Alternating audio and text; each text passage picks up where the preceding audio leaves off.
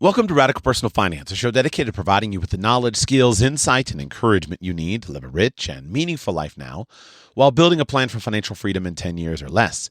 My name is Joshua Sheets. I'm your host. Today on the podcast, I would like to introduce a new series I'm going to begin called Money in Mating. And in this series, I want to take on some of the significant questions and challenges that people face with regard to money in their mating and marriage relationships. In this first episode in the series, I want to discuss with you, is this even a valid perspective? Should we care about these things? Now, to ask the question is, in essence, to answer it, given that it's relatively obvious. Just from personal experience, I think most of us would recognize that money plays a significant role in our relationships. Money plays a significant role in our initial attractability, the ability that we have to attract someone into a relationship with us. Money plays a role at every stage of relationship development. Frequently, people will say, well, I've been dating someone for a long time, but I'm not married because I can't afford to get married. Or other things after marriage, right? Why do I not have children? Well, because I can't afford it.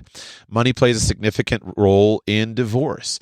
I think I've heard that, if my memory is right, that in many money fights are often, I think, the second most common cause of divorce. And I've heard that almost half, something like 40% of divorcing couples will often cite some kind of financial disagreement as a major cause of the breakup of their relationship.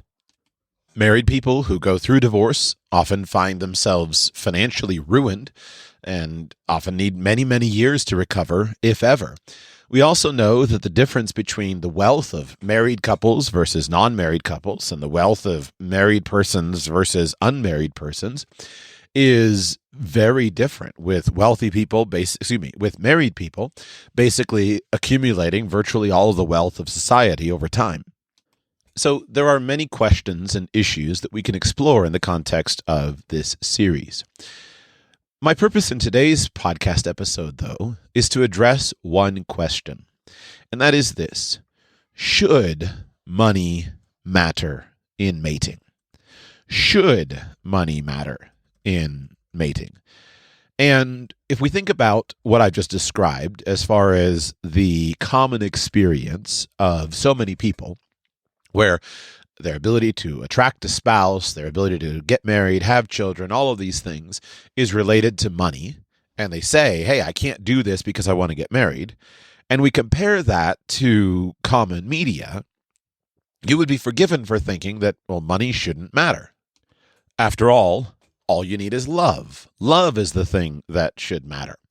And we're fed this message so frequently by media that we consume that says that love is the primary foundation of relationships. And then we look around and we see that, well, love doesn't seem to have as much to do with successful relationships as we often think. And we see this paradox, this disconnect. Well, I'm here to tell you today that while love is important, in order to understand love, love needs to be properly defined. And at its core, the concept of love, the way that you'll see it in a Disney movie or some rom-com, the concept of love as a feeling that should be responded to and acted upon is not a good foundation for a solid life. On the contrary, if you talk to most successfully married couples, you will find that practical considerations, including money, have a lot to do with the success of their relationships. And the emotional expression and experience of love is something that has less of an influence on their overall relationship success. Over the years, as I have thought about this and even talked about this, I've often felt a little bit guilty for holding that position. After all, our society and the common media and common pressure is that we should prioritize love. But over the years, as I realized that that's not particularly important to me, and what I mean by that is that I pretty much deny any authority or usefulness to feelings. I don't think that feelings are of primary importance or should be looked to as a primary factor. They're a useful secondary factor, but they're not a useful primary factor. So a feeling can be a good indicator of, well, what's going on? Is something going on in my life? But it's not something that I should live my life by. Let me just give an example to try to defend this for a moment before you write me off as an unfeeling boor. I do experience emotions quite intensively. But let's imagine that I woke up this morning and I didn't feel like getting out of bed, or it became time to work and I didn't feel like going to work. The question is that feeling something that should be a primary factor in my decision of what I actually do today? My answer is no, it should not. If I wake up and it's time to get out of bed, then I should get out of bed whether I feel like it or not. If I wake up and it's time to go to work, I should go to work whether I feel like it or not. If I get up and it's time to make breakfast for my family, I should get up and I should make breakfast regardless of whether I feel like it or not. Now, I'm not an unfeeling automaton. So if day after day after day, it's time to get up and I don't feel like getting out of bed, I should probably pay attention to the fact that I don't feel like getting out of bed and try to say, man, is there some reason that I don't feel like getting out of bed? A normal human being should ordinarily, when waking up, feel like getting out of bed. Maybe I need to go to bed earlier so I get more sleep, and that will cause my experience of feeling like getting out of bed in the morning. And that has been my experience in life, is that something very simple like going to bed on time dramatically changes your morning. Similarly, let's say that day after day after day, it's time to go to work and I don't feel like going to work. Well, that's not something that should be a primary factor where I'm just going to not go to work. Otherwise, I'm going to experience all kinds of bad results from that. But if that's happening day after day after day, then that's a good reason for me to step back and analyze, am I doing something for which I'm well suited? Is this the job that I should be doing? Is there something else that I should be doing? Now, if possible, if there's something that I can do that I might feel like doing, well, I'll probably pursue it. But if I can't, I'm still going to do my duty whether I feel like it or not. A mature man or woman does his or her duty whether he or she feels like it or not. Now let's turn to love. Is love a feeling? Well, yes. Love is something that we feel, but that feeling is not something that we should place our primary emphasis on. And I'll give a simple and foolish example. If the feeling of love was something that should be a primary guidance for life and relationships, I would myself be hopelessly lost. Because the first girl I ever had a crush on in my life when I was a boy is a girl who never existed. I was reading, when I was a boy, the novel The Wolfling by Sterling North. And in that novel, the protagonist has a romantic interest who is just a wonderful character. Her name is Inga Scavillian. And I fell in love with her head over heels. I just thought that Inga was the most incredible girl all through the pages of a novel. That she's this wonderful girl that I was just had a deep crush on. That was my first crush when I was a boy. And you say, how ridiculous to have a crush on somebody who doesn't exist, who's a character in a novel. Of course it's ridiculous. And that shows how shallow that idea of love being a feeling as primary importance can be. That if you can fall in love with somebody who doesn't exist, then that is not an adequate definition of love. Now, I think of love as more of a verb, and I appreciate the feelings and emotions of love that come when we properly love people as a verb. I'll save that sermon for another time. But love is something that you do towards somebody, not something that you feel exclusively. And just like many things, when you have a job that you don't feel like doing, but you say, this is something I'm going to do, and you roll up your sleeves and you get after it, a lot of times, once you're 20 minutes in or an hour in or a couple hours in, you start to feel really good about this really hard job that you didn't feel like doing when you were earlier. So feelings tend to be fickle. Now, back to money in mating. When you understand that feelings are something that you will enjoy having, but they will come and go, then you can take an honest look at the practicalities of relationships, the practicalities of compatibility, and recognize why these things are so fundamentally important. And so, in a good mating and marriage relationship, what you will find is you will find good alignment between the husband and wife. And that good alignment is built upon a whole set of good practical experiences. Now, we have different ways that we think about this and that we talk about this. So, for example, the story that I have of my marriage and romantic relationship with my wife is one that is fairly common to other people. I married my best friend.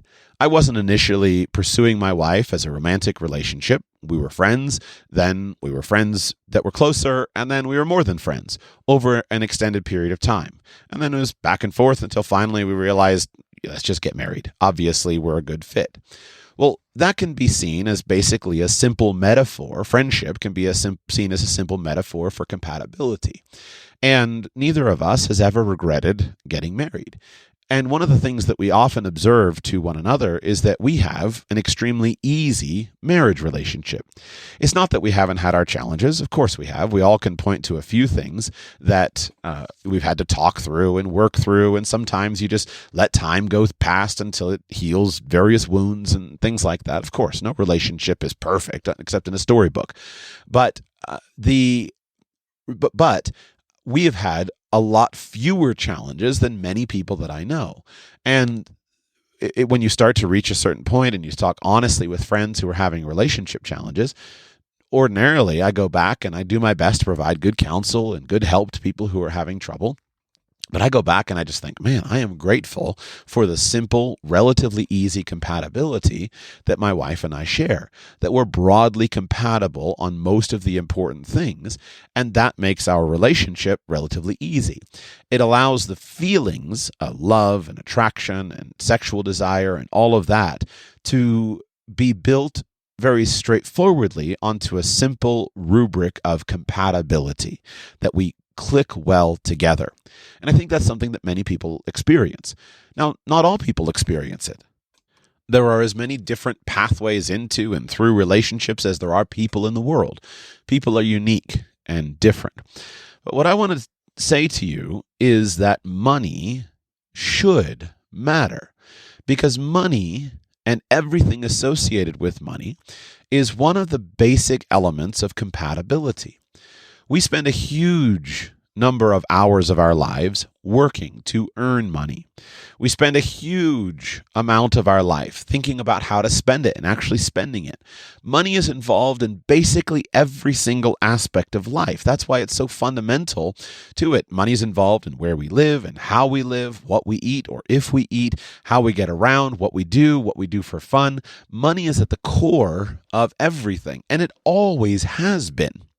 And so respect for money and respect for money conversations is very important if we're going to have a relationship of high compatibility. And there are a lot of different ways that people deny this. A lot of people deny it, and men and women tend, broadly speaking, stereotyping, to deny it differently. So I want to approach first from the men's perspective. And longtime listeners of Radical Personal Finance know that I feel a deep desire to be useful and helpful to men. We live in a society that has become quite difficult for men to succeed in.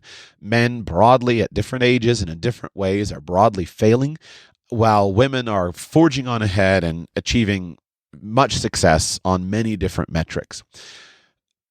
There are many metrics by which men are falling behind. One of the significant metrics is the ability to marry, the ability to attract a mate and marry. And this is something that is deeply important to me. If I can provide any kind of service to any young man who wants to meet and marry the woman of his dreams, I will go out of my way every way I can to provide any idea or any service to that young man, because I care about this. Now, I care about this because throughout history, relationships and marriage and mating and procreation have generally been relatively unkind to men.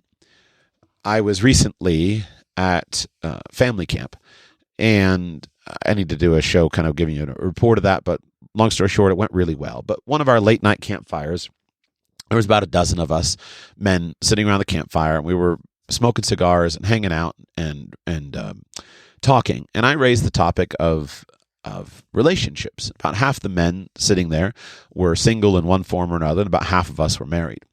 And as I was talking about things and kind of sharing my advice after listening to some of the challenges of dating in the modern world, I started with something that I really believe is a good starting point. And that is to express to you men the fact that throughout history, it has never, ever been easy for men to attract a mate of any kind, to say nothing about a high-quality mate. As I understand it, and I've confirmed this a couple different ways, though I'm not an expert on it, but I've confirmed it with various searches and various information. Throughout human history, we could estimate that only about 40% of men have ever been able to successfully father children. That means that 60% of men born throughout all of human history have disappeared from the gene pool.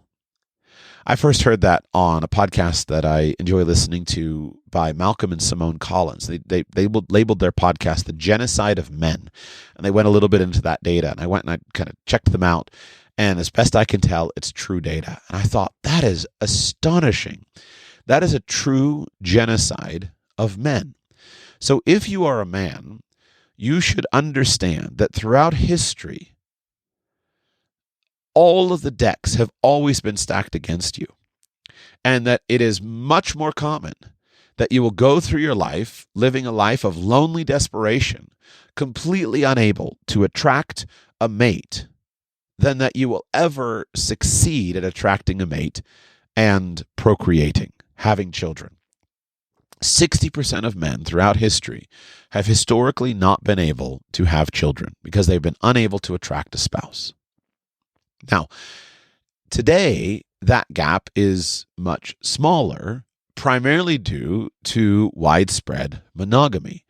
And so one of the best contributions of the Christian world to the globe in general has been monogamous societies.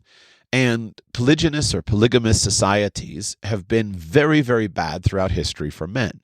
They lead to constant disruption and are very destructive.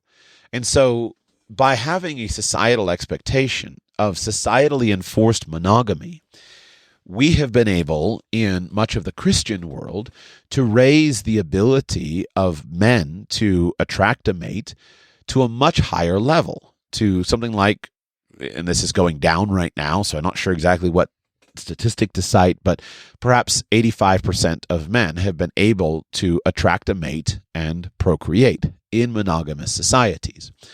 However, as I record this in 2025, the societal enforcement of monogamy is dramatically collapsing. I like to point at politics as an example. Throughout the history of politics, wealthy and rich, powerful men have always had mistresses, but it has always needed to be hidden. So if you went back to a famous adulterous man like President John F. Kennedy, he was a philanderer, he was an adulterer, he was an adulterer a bazillion times through. And yet all of that was hidden from the public, because if the public had been exposed to the depth of it, the public likely would have rejected him as being fit for leadership. Well, fast forward to the current president of the United States, President Trump. President Trump is a well-known adulterer.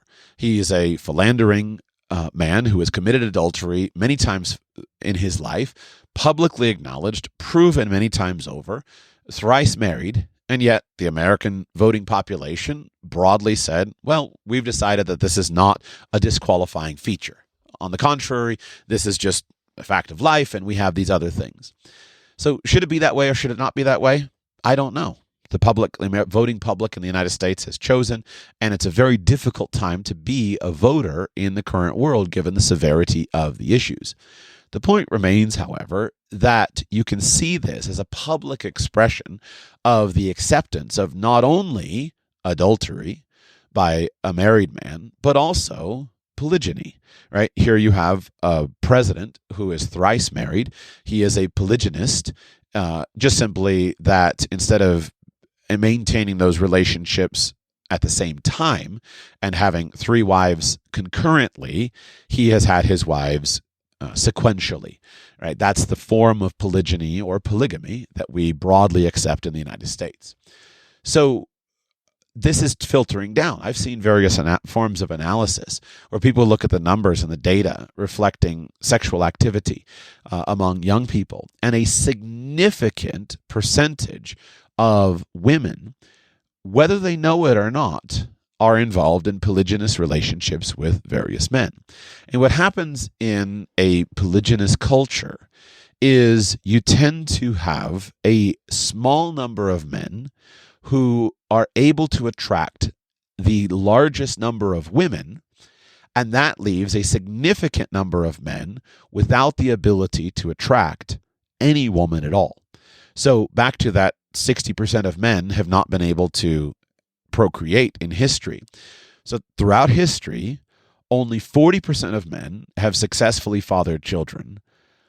But we can compare that with about 80% of women have historically had children throughout human history. So that is due to polygynous culture, where you have one man with multiple women. And that's something that is broadly on the ascent in our world today, both in terms of people defending it specifically, as well as society just tacitly accepting it. So we need to pay attention to these factors.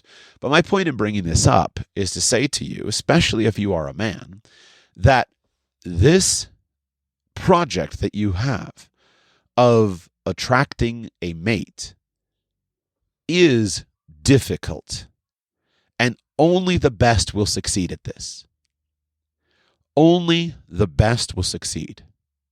Only the highest quality men will be able to successfully attract a spouse.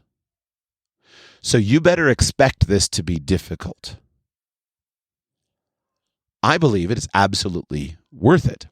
One of the things that makes me quite angry is what's called the MGTOW movement, MGTOW, which stands for Men Going Their Own Way.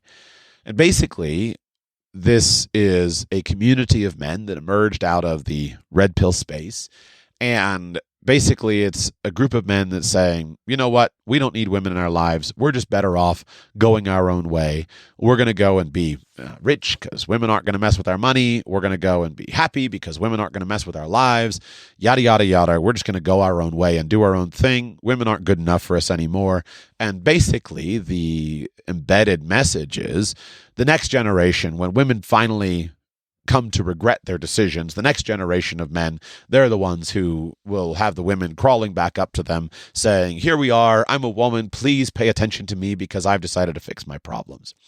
It's a desperately, understandable as an emotional reaction. It's a desperately short-sighted movement. And it's a desperately short-sighted message to give to especially young and impressionable men. Now, if you're an old man and you're bitter and you've given up and you've been hurt and you've decided, you know what, I've lived 60 years of my life and I'm not interested in women, then respect, right? That's something you can go and do. But don't be talking to 15-year-old men like that. Don't be talking to 20-year-old men like that. Don't be talking to 25-year-old men like that, because you are robbing men of their most important years where they have the highest probability of being able to attract a world-class wife who makes their life better in every way, to build an enduring relationship that contributes to the health of society, and that will succeed in them being able to build their own dynasty, to have their own children and build their own dynasty. And that is a dream that is at the heart of most men. So my point is simply to say, deal with that data and recognize that this is going to be a difficult project. But that's okay, because men are built for difficult projects. And the kind of men who are still listening to a podcast like this, you are the kind of man who is well suited for this project. And in a world of 8 billion plus people, all you need is one.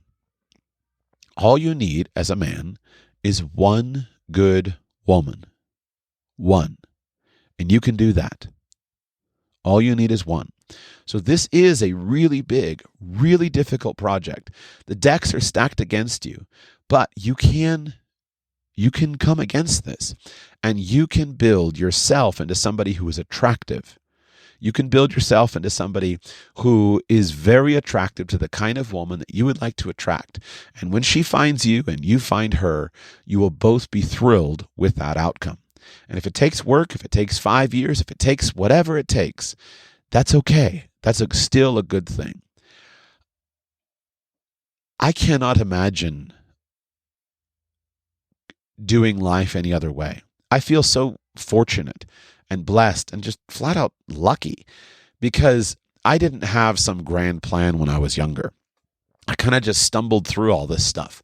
But I stumbled through all this stuff in a culture that broadly supported me.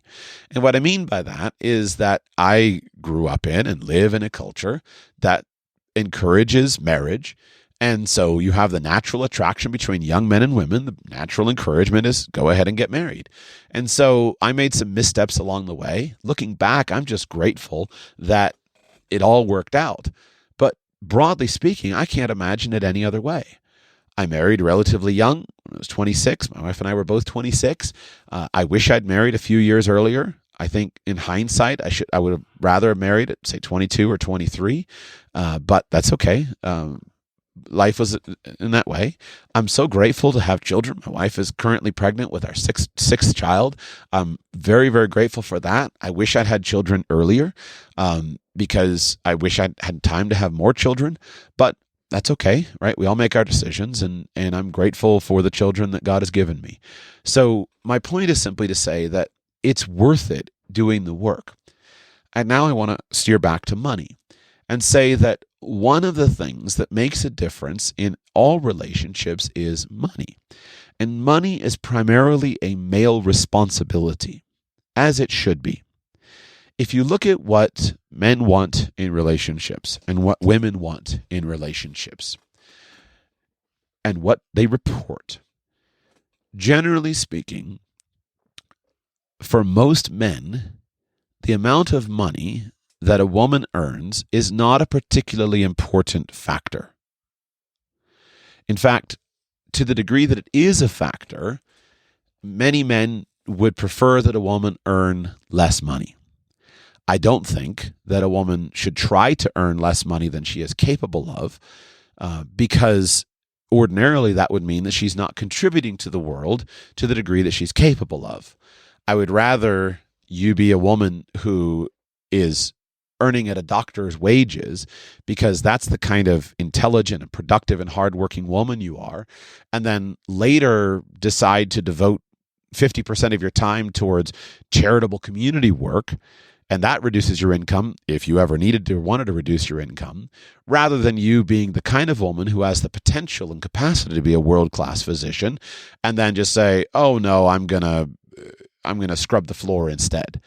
Scrubbing the floors is an honorable thing for all people, but at its core, we all want to maximize the gifts and the abilities that we have, and pulling back and playing small when you have the ability to play big is not an honorable thing, neither for men nor for women.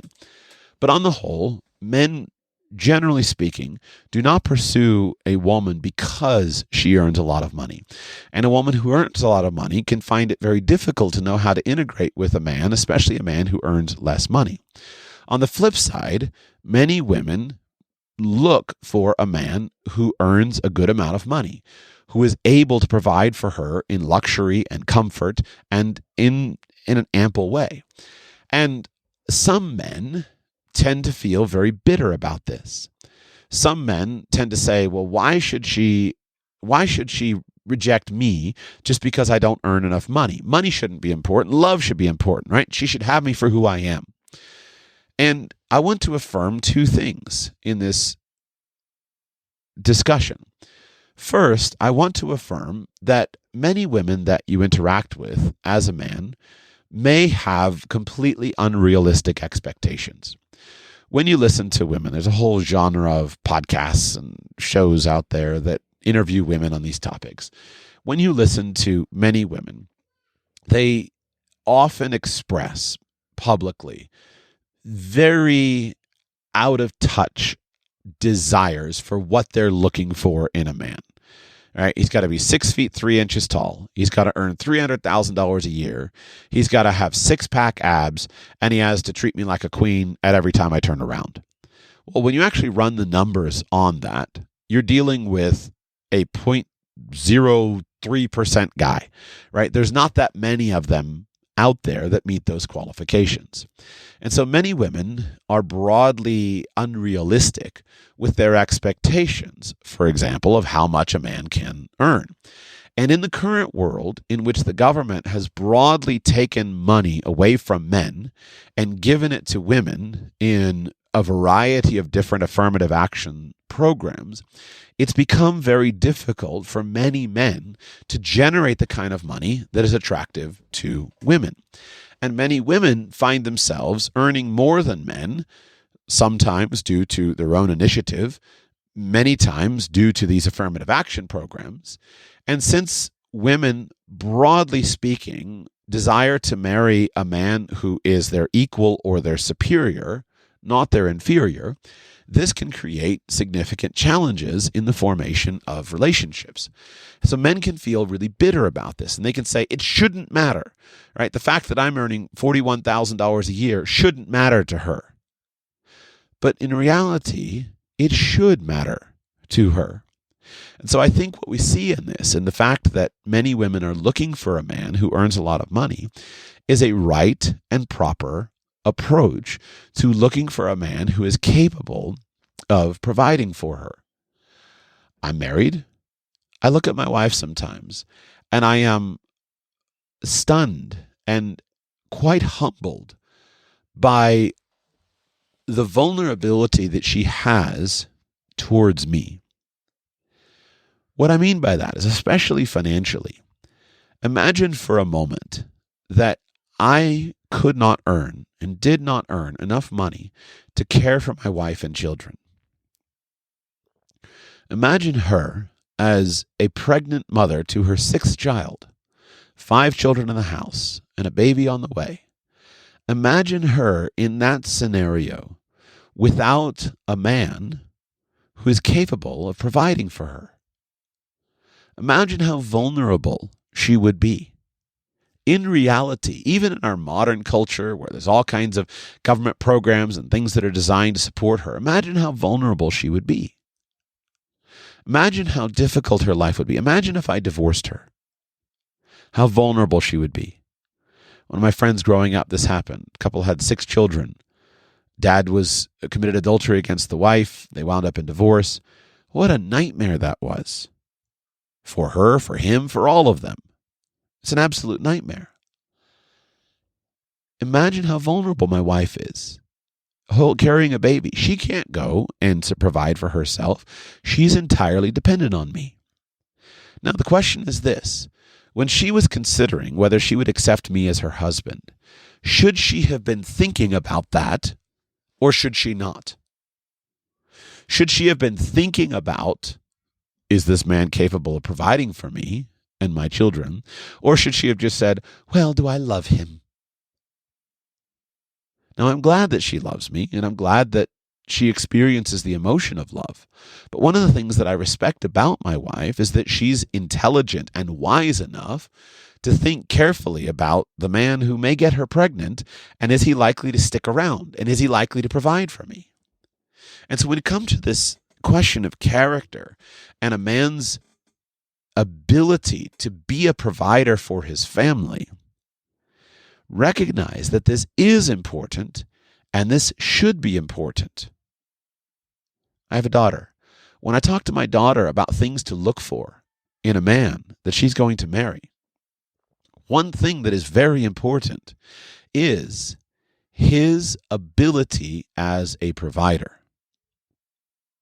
Now, that doesn't mean that I want her to just automatically pursue whoever's going to make the most money. That doesn't mean, hey, here's a good man that has the ability and capability of earning $75,000 a year, And here's a less good man over here, a guy who's likely to run around on you, but he's going to make $700,000 a year. Well, I'm not saying go for the more expensive or the more higher income earning man. But as a component of the overall package, a man's earning ability is really important. In addition, recognize that earning ability is in many ways signaled, or a good signal, a good external signal for character. A man of high character is generally going to be able to provide for his family. He'll be in demand in the marketplace. He'll be able to have a job, keep a job. He'll be able to earn money. When his family needs more money, he'll work more to provide more. A man of high character can earn money. Meanwhile, a man of low character, a good external signal of low character is lack of financial productivity. Well, he sleeps all the time. He games all the time. He doesn't try. He doesn't go after. He doesn't develop himself. He's just kind of hanging out. He's a bum. Well, that's going to be reflected in his low earning ability.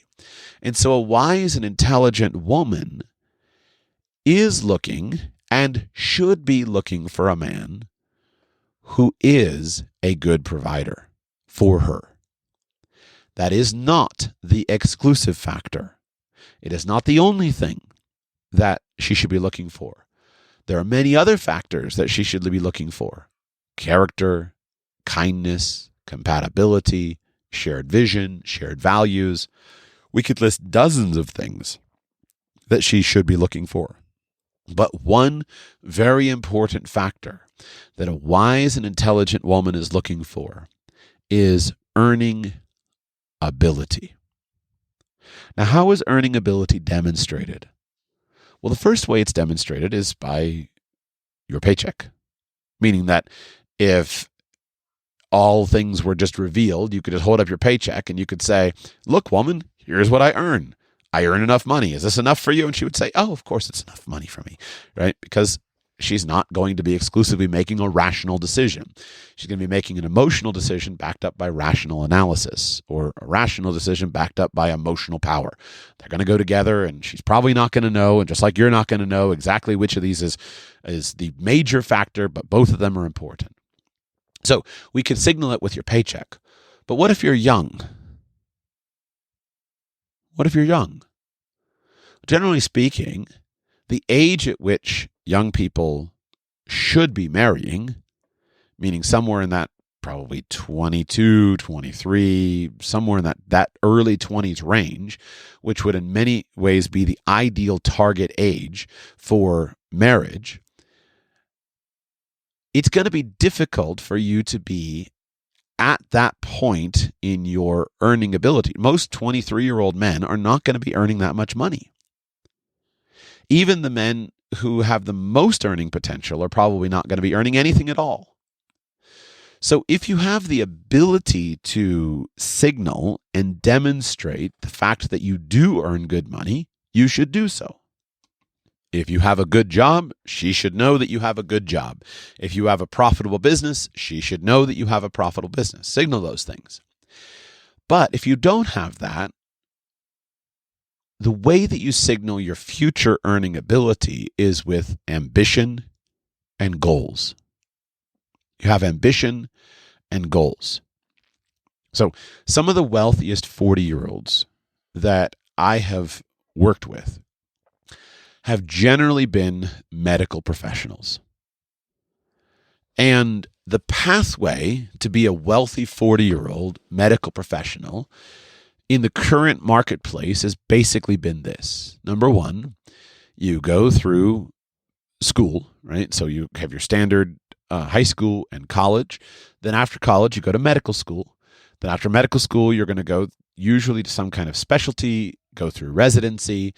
And if you really want to earn the most, you're going to do some kind of high specialty that requires many years of additional training and residency.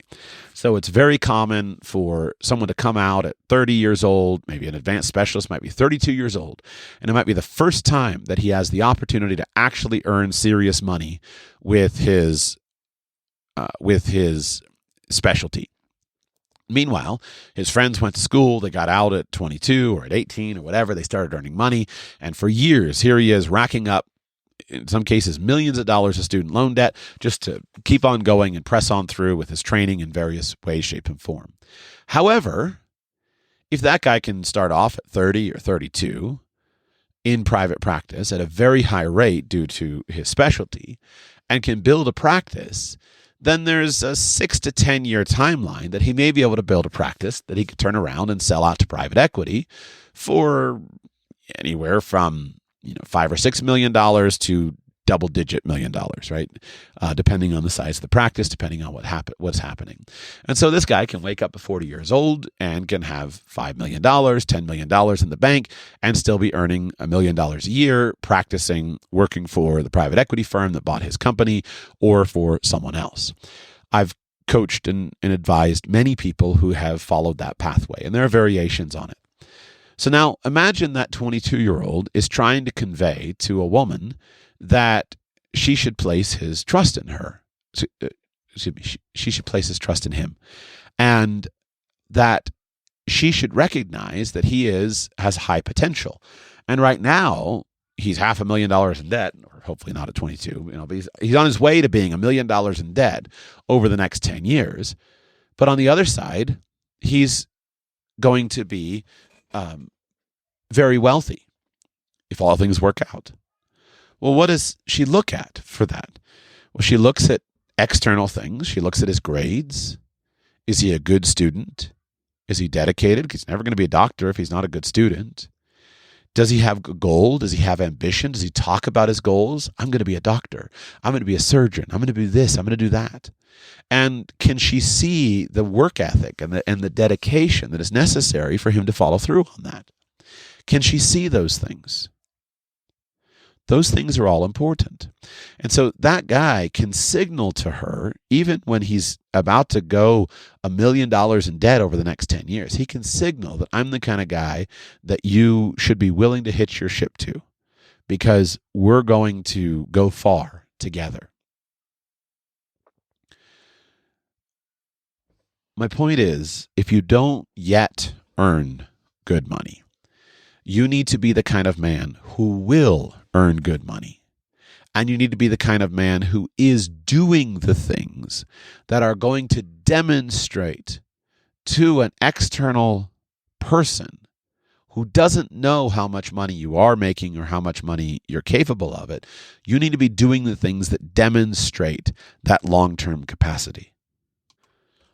What I'm arguing is that if you are a young man who wants to marry,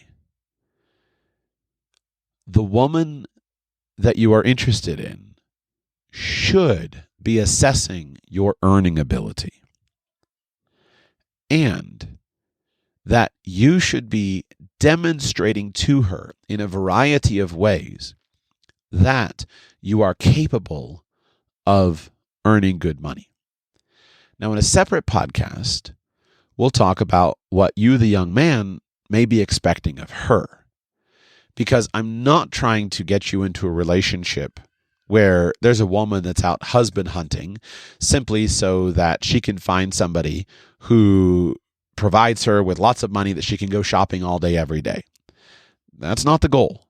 And so you do need to protect yourself against a genuine, true gold digger.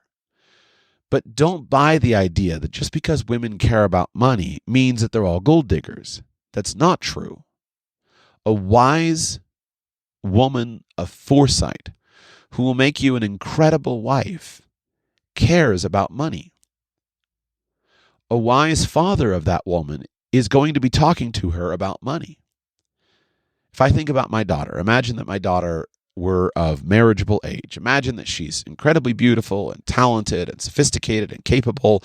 And imagine that I've done my job as a father very well and I've turned out an amazing woman, right? That's my job. That's what I'm working on. But imagine I have this amazing woman, an incredible virgin bride that is prepared to be a queen. She's prepared to be a productive queen. And now she says, you know what, Dad, check out that guy over there. What do you think about him? I'm going to be judging him based upon these factors. I'm not judging him exclusively on money. I'm judging him on many factors. Is this man worthy of my daughter that I have invested 20 years of hard work into? There's going to be some very high standards for that young man. But a disqualification is if that young man is not effective with money. If he is not earning money, if he is not capable of earning money, if he is frivolous with money, if he is unwise, if he makes stupid decisions, all of these are disqualifying. That is an automatic disqualification. He may be a great guy and kind, and he's going to treat her well. But if he is a bum, he is disqualified. I'm trying to say this clearly, primarily speaking to young men, because I think what has happened is we have tended to reduce these kinds of things to a joke. We've said, oh, in the days of old when a woman, wanted to introduce a man to his father and he just said, do you have a job? That was a joke and that was not intelligent. No, that was a really important question. It was not a joke. And then the flip side is that a lot of young men feel quite smug saying, well, women are just gold diggers and she's just interested in me because I have a lot of money. That's not the case. She needs someone. The most high quality, amazing wife for you needs a man who is capable of supporting her. And that is a right and appropriate standard for her to bear. And oh, by the way, that had better be something that you develop really, really young in order for you to get the best results. In this particular podcast, I'm not going to go deeply into the age controversies. I may cover it in the future, but I'll just whet your appetite with this. There is a trend. It's more than a meme. It's just a trend that people somehow think, well, this will all be easier when I'm older and I have lots of money and then I can attract whoever I want. I remember perhaps 6 months or so ago, popular internet personality Myron Gaines had a viral tweet where his advice for men was something like, you should not marry until you are 40 years old, until you've slept with 50 different women, until you earn 6 figures a year, something like that. There's all these things. The idea being that, well, everything's going to be easy for you to meet and marry an amazing woman when you are 40. I believe this is one of the most destructive lies currently coursing around the world of relationship discourse. Nothing is easier when you get older. Everything is harder when you get older. That doesn't mean that you should be a fool and say, well, I'm 17 years old and nothing's going to be easier when I get older. So why don't I just marry this girl that I met last night at a party and let's just run down and get married and everything's going to be easy because we're super young. No, better to be unmarried than to be poorly married. But there is a point in life in which all of this stuff is better. And so for young men, an ideal time to marry is in your early 20s. That means that you should be thinking about this stuff when you're 15. By thinking about this stuff, I mean developing ambition, developing a goal, developing drive, developing self-knowledge, cultivating experience, doing the things that are necessary in order for you to develop those characteristics that will, in the fullness of time, lead to your earning a good income. You're going to be signaling based upon your ambition, your enthusiasm, your hard work, your work ethic on all of the things that are in front of you to a woman at a young age, the kind of man that you're going to become. And a startup marriage is the way to go. A startup marriage is way better than a merger marriage for older people. There's a lot more that I could and will say on this topic. I've, of course, been primarily focused on young men because that's who I care the most about. And I care about young women, but what I mean is that I really want to help young men in any way that I can. Young women have a set of responsibilities as well. And as a young man, if you are a highly attractive man, then you can raise your standards for the kind of woman that you will consider. And that's ultimately what your goal should be. What I mean is to be the kind of man who can pursue the most attractive woman because you as a young man have the highest standards for the qualities and virtue and characteristics that she must have. But if you're a guy who society labels as a loser and that women label as a loser, and you're a 3 out of 10, the kind of guy who doesn't exist in the eyes of women, they just don't see, you don't even have the luxury of sitting here and talking about the kinds of standards that you are going to require from the woman that you're going to marry. You have to first raise your value. And a really good way to do that is to increase your earning ability. So, one point that I glossed over, I was saying earlier, I need to finish this train of thought. You need to how does a woman know what your ability is, right? You need to actually, if there's some knowledge of, hey, he actually earns money or actually has a business, then those are good ways to signal it. Then you can go back to, other ways, right? Get good grades, have great internships. I'm in great schools. I'm a man with goals. Here's my 10-year plan. Here's what I'm working towards, right? You're signaling ambition. You're signaling the kind of guy that you're going to become. Those are good things. And then the last thing I always caution about is make certain that you're not sabotaging yourself in your excessively frugal ways. So I think there's a balance here, and a lot of it is going to come down to your your personality. I've often been attracted to frugality. I'm the kind of guy who, if I didn't have children, I would be living in a truck camper out in the woods, basically spending nothing. Like, I was the guy who what was that movie, Richard Gere movie, where he had the butler and, anyway, there was a Richard Gere movie years ago, Sabrina. I would be Sabrina's father. And what I mean by that is that if I didn't have a reason to actually be productive, Sabrina's father took a job working as a chauffeur so that he could sit around and read all day. And he would read at night because he had his employer provided housing, and he would sit around in the car waiting for his employer, and he would read all day. So that would be me. If it were just me, I'd be living in a truck camper in the middle of the woods, basically reading all day. That's not a very productive, societal thing to do, but that's a good personality thing. The problem is, if I were to pursue that, I'd never be married, I'd never have children, and I would never fulfill my potential as a man in society. I would never bear my responsibility and press society forward. So while I appreciate the personality type that says, I'm going to convert a cargo trailer and do this, or I'm going to be super frugal, that's not a productive thing to do, especially if you hope to marry.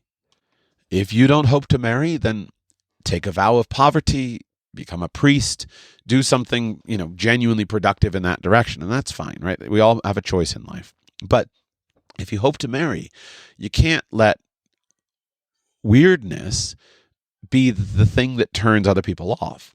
I was friends with my wife for a long time. I had a cheap car. I was pretty frugal. My wife is really frugal. And so my cheap car didn't ever hinder the development of our relationship. But that's because we were friends for a long time. If I hadn't been fortunate to wind up marrying my best friend, then I would have had to do some work. I would have had to change how I present myself. I would have had to change the car that I drive. I would have had to change and make sure that I dressed in a better way, things like that. These things matter. And so don't let excessive frugality cause you to not sufficiently display appropriate status to a high-quality woman. I'm not, of course, saying be stupid. There's a difference between driving a $500 hoopty and saying, well, that means I have to go out and buy a $150,000 car that I can't afford. Those aren't the only two choices. There's an appropriate way to thread up the middle and make wise financial decisions while also driving a reasonable car, while living in a reasonable apartment, by demonstrating, reasonable things. And that'll be customized for each person. But I say that because it is a danger that you may be so focused on frugality that you think that well, if a woman's to be for me, then she's got to be the kind of woman who is happy with a $2 meal at the fast food restaurant every single time.